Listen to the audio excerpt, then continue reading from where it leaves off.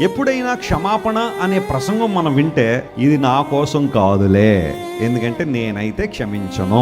ఎవరిని క్షమించో ఎవరో ఒకళ్ళు ఉంటారు లైఫ్లో. బహుశా కొంతమంది జీవితంలో భర్త అయ్యి ఉండొచ్చు. నా భర్తను మాత్రం నేను క్షమించే ప్రసక్తే లేదండి. కంఠంలో ప్రాణం ఉన్నంత వరకు నా భర్త మీద ఈ పగ, కక్ష, ప్రతీకారం కొనసాగుతూనే ఉంటుంది అని కొంతమంది అనొచ్చేమో. వెస్లీ గారు, నేను ఎవరినైనా క్షమిస్తాను కానీ నా భార్యను క్షమించనండి అని ఆ కచ్చా కట్టుకుని కూర్చున్న పురుషులు కూడా ఉండుంటారు. వారందరితో చక్కగా ఉంటారు, అందరితో బాగా మాట్లాడరు, కానీ భార్య దగ్గరికి వచ్చేసరికి మాత్రం ఆ స్నేహభావం ఉండదు, ఆ ప్రేమ ఉండదు, ఆమెతో ఆ కలివిడితనం ఉండదు. ఎందుకోసం అంటే ఏదో రకమైన ఒక సంఘటనను హృదయంలో పెట్టేసుకుని, ఒక విషయాన్ని మనసులో పెట్టేసుకుని ఆ కక్ష, ప్రతీకారేచ్ఛ తమ క్రియల్లో చూపిస్తూ ఉంటారు. I can forgive that person. నా సహోదరుని క్షమించలేనండి, నా సహోదరుని క్షమించలేను, నా ప్రక్క విశ్వాసాన్ని క్షమించలేనండి. రకరకాల పరిస్థితుల్లో కొంతమంది ఉంటాయి. ఒకవేళ వారు తమ తప్పును ఒప్పుకోగలిగితే, తమ యొక్క అపరాధమును ఒప్పుకోగలిగితే నువ్వు క్షమించడానికి సిద్ధంగానే ఉండాలి. క్షమాపణ అనేది మొట్టమొదటిగా క్షమించబడే వ్యక్తికి మేలు చేయడం మాత్రం కాకుండా నీకు కూడా చాలా మేలు చేస్తుంది. ఎందుకోసం అంటే ఆ గ్రడ్జ్ నీలో ఉన్నప్పుడు,